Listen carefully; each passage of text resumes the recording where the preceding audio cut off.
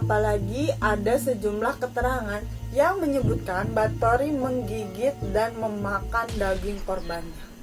Halo semua, assalamualaikum warahmatullahi wabarakatuh. Welcome back to my YouTube channel. Terima kasih udah klik video ini. Buat kalian yang belum subscribe, jangan lupa subscribe dan like video ini. Terima kasih. Oke semua, di video kali ini aku mau bercerita tentang seorang bangsawan yang terkejam di dunia yang sudah melakukan pembunuhan berantai terbesar dalam sejarah. Elizabeth Bathory, sebuah nama yang sangat melegenda hampir. Kedua pasangan tersebut kemudian tinggal di kastil yang merupakan sebuah kastil di atas pegunungan dengan desa Jitsi yang ada lembah di bawahnya. Suaminya jarang mendampingi Elizabeth karena Crown Prince lebih sering berada di medan pertempuran melawan Turki Utsmaniyah. Jadi, Prince kemudian menjadi terkenal karena keberaniannya di medan pertempuran. Elizabeth yang masih muda tentu senantiasa merasa kesepian karena selalu ditinggal sang suami. Disebutkan dia memiliki kebiasaan mengagumi kecantikannya dan kemudian memiliki banyak kekasih gelap yang melayaninya selama sang suami tidak berada di tempatnya. Jadi, Elizabeth bahkan pernah melarikan diri bersama kekasihnya, guys. Kekasih gelapnya. Namun kemudian ia kembali lagi dan suaminya memaafkannya. Tapi hal tersebut tidak mengurangi ketagihan Elizabeth akan kepuasan seksual. Yang cukup menghebohkan, disebutkan juga Elizabeth menjadi seorang biseksual dengan bibinya Countess Chiara Bathory. Elizabeth kemudian mulai terpengaruh dengan fanatisme yang diajarkan oleh salah satu seorang pelayan terdekatnya yang bernama Dorothy yang biasa dipanggil Dorka. Jadi karena terpengaruh Dorka, Bathory mulai menyenangi kepuasan seksualnya lewat penyiksaan yang dilakukannya terhadap pelayan-pelayan lainnya yang masih muda. Selain Dorka, Elizabeth juga dibantu beberapa pelayan terdekatnya yaitu Suster Ilona Jo, pelayan pria Johannes, dan seorang pelayan wanita bernama Anna yang merangkap sebagai kekasih Elizabeth. Bersama para kekasih dan pelayan-pelayannya tersebut, Elizabeth merubah kastil Jitsi menjadi pusat teror dan penyiksaan seksual. Para gadis-gadis muda yang jadi pelayannya disiksa dengan berbagai bentuk penyiksaan, seperti diikat, ditelanjangi, lalu dicambuk, dan juga menggunakan berbagai alat untuk menyakiti bagian-bagian tubuh tertentu. Pada tahun 1600, suaminya Count Prince Nadasdi meninggal dunia, bukan dalam pertempuran, tapi karena sakit yang dideritanya.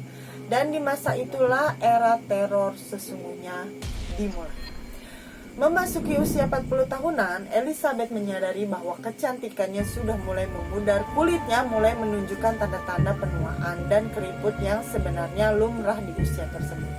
Tapi karena Elizabeth adalah pemuja kesempurnaan dan kecantikan, dan dia akan melakukan apa saja demi mempertahankan kecantikannya, jadi suatu saat dengan tidak sengaja seorang pelayan wanita sedang menyisir rambutnya secara tidak sengaja menarik rambut Elizabeth terlalu keras. Elizabeth yang marah kemudian menampar gadis malang tersebut. Darah memancar dari hidung gadis tersebut dan mengenai telapak tangan Elizabeth. Saat itu Elizabeth disebutkan menduga dan percaya bahwa darah gadis muda tersebut memancarkan cahaya kemudaan mereka. Serta-merta dia memerintahkan dua orang pelayannya, Johannes dan Dorka, menelanjangi gadis tersebut. Kemudian menarik tangannya ke atas bak mandi dan memotong urat nadinya seketika si gadis meninggal kehabisan darah. Elizabeth segera masuk ke dalam bak mandi dan merendam dalam kubangan darah. Ketika semua pelayan mudanya sudah mati, Elizabeth mulai merekrut gadis muda di desa sekitarnya untuk menjadi pelayan kastilnya. dan nasib mereka semuanya sama, diikat di atas bak mandi, kemudian urat nadinya mereka dipotong hingga darah mereka menetes habis ke dalam bak mandi tersebut. Elizabeth seringkali berendam di dalam kolam darah sambil menyaksikan gadis yang jadi korbannya sekarat meneteskan darah. Hingga tewas sesekali, Elizabeth bahkan meminum darah para gadis tersebut untuk mendapatkan inner beauty. Lama-kelamaan, Elizabeth merasa bahwa darah para gadis desa tersebut masih kurang baginya. Demi mendapatkan darah yang lebih berkualitas, Elizabeth kemudian mengincar darah para gadis bangsawan rendahan. Dia kemudian melakukan banyak penculikan terhadap gadis-gadis bangsawan untuk dijadikan korban. Namun hal tersebut yang justru menjadi bumerang bagi Elizabeth Bathory. Karena hilangnya gadis-gadis bangsawan dengan cepat mendapatkan perhatian di kalangan bangsawan, orang-orang berpengaruh hingga raja sendiri. Tanggal 30 Desember 1610, sepasukan tentara di bawah pimpinan George Turzo yang merupakan sepupu Elizabeth sendiri menyerbu kastil Jersey di malam hari. Mereka semua terkejut melihat pemandangan yang mereka temukan di dalam kastil tersebut. Mayat seorang gadis yang pucat kehabisan darah tergeletak di atas meja makan, dan seorang gadis lagi yang masih hidup namun sekarat ditemukan terikat di tiang dengan kedua urat nadinya disayat hingga meneteskan darah. Di bagian penjara ditemukan belasan gadis yang sedang ditahan menunggu giliran untuk dibunuh. Kemudian di ruang basement ditemukan lebih dari 50 mayat, sebagian besar sudah mulai membusuk. Selama pengadilan atas Elizabeth Bathory di tahun 1611, sekurangnya 650 daftar korban-korbannya didapat berdasarkan laporan dari berbagai pihak, mulai dari keluarga-keluarga, petani, hingga keluarga-keluarga bangsawan. Elizabeth sendiri tidak pernah datang di pengadilan untuk diadili secara langsung. Hanya keempat pelayannya yang diadili dan kemudian dihukum mati. Namun Elizabeth mendapatkan hukumannya juga. Raja Hungaria memerintahkan Elizabeth dikurung dalam kamarnya di kastil Jersey selama sisa hidupnya. Para pekerja kemudian dikerahkan untuk menutup semua pintu dan jendela ruang kamar Elizabeth dengan hanya menyisakan lubang kecil yang digunakan untuk memasukkan makanan dan minuman sehari-hari. Tahun 1614 atau 4 tahun setelah Elizabeth diisolasi dengan tembok di kamarnya sendiri, seorang penjara melihat makanan yang disajikan untuk Elizabeth tidak disentuh selama seharian. Penjaga itu kemudian mengintip ke dalam dan melihat sang kontes terlihat dengan wajah di lantai. Elizabeth Bathory, the Blood Countess, telah meninggal di usia 54 tahun pada 21 Agustus 1614. Sebuah kisah tragis dari seorang bangsawan ningrat yang melakukan pembunuhan berantai tersadis yang pernah ada di muka bumi ini. Nah guys, sekarang aku mau cerita tentang beberapa fakta tentang si penjahat pembunuh berantai ini, si Elizabeth Bathory ini guys. Jadi apa aja faktanya? Kita langsung aja ke cerita. Fakta yang pertama, saksi mata kekejaman. Tak banyak yang tahu soal apa yang terjadi pada masa kecil Bathory. Namun sebuah insiden mungkin mengenalkannya pada sisi kejam dunia. Ketika ia masih jadi bocah perempuan berusia 6-11 tahun, ia menyelinap pergi dari penjagaan para pengasuhnya untuk melihat eksekusi.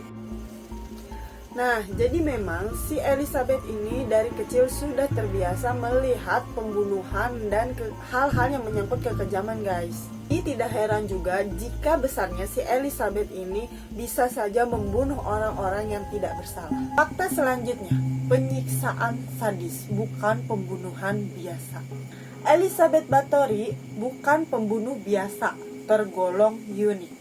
Ia adalah perempuan pertama yang diketahui sebagai pembunuh berantai. juga satu-satunya wanita pembunuh berantai yang menghabisi korbannya untuk kepentingan seksual dan sadistik tanpa pengaruh dan pasangan laki-laki yang dominan. Pembunuhan yang dilakukan Báthory tidak dimotivasi oleh keinginan untuk berkuasa atau faktor politik. Hal-hal yang biasa mendasari seorang bangsawan perempuan untuk melakukan pembunuhan. Báthory membunuh demi kesenangan dan melakukannya tanpa penyesalan. Ia diyakini membunuh sekitar 50-650 gadis. Makin biadabnya kematian korbannya, makin besar kepuasannya yang ia rasakan. Fakta selanjutnya, penyiksaan biadab. Báthory tidak hanya terdorong untuk mandi darah perawan.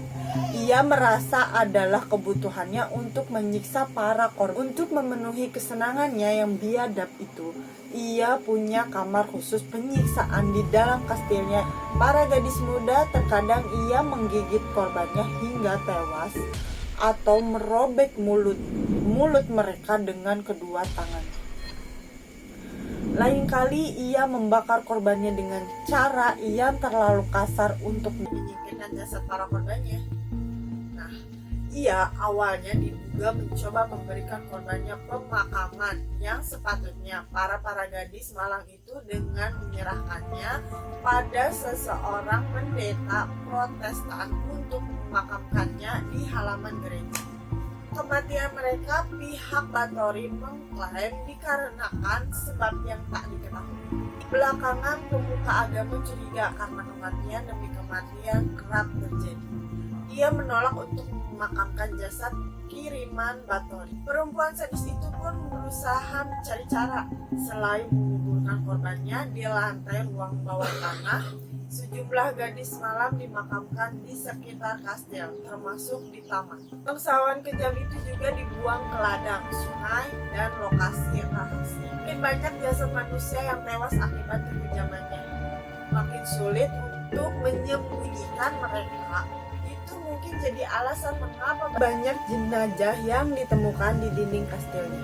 Fakta selanjutnya yaitu inspirasi Dracula. Pangeran Wallachia mungkin bukan satu-satunya inspirasi Bram Stoker menciptakan tokoh horornya yang tenar sepanjang masa, Dracula.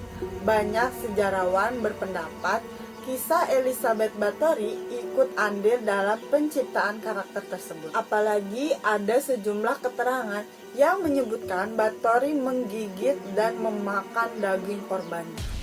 Tak hanya mandi darah, perempuan itu juga konon mengisap cairan yang keluar dari luka korban. Lebih jauh lagi, Báthory yang punya kaitan dengan Transilvania bahkan memiliki hubungan kekerabatan dengan Vlad melalui perkawinan. Kecantikan juga orientasi seksualnya yang biseksual mungkin juga menginspirasi sosok vampir. Kan penampilannya cocok dengan gambaran vampir perempuan. Mata coklat tua, paras cantik, rambut hitam berkilau, dan lekuk tubuh yang feminin. Nah guys, jadi itu kisah dan fakta-fakta dari kekejaman si Elizabeth Báthory ini guys. Oke guys, terima kasih sudah menonton video ini. Buat kalian yang suka sama video ini, jangan lupa like and share. Don't forget to subscribe. Thank you. Assalamualaikum warahmatullahi wabarakatuh.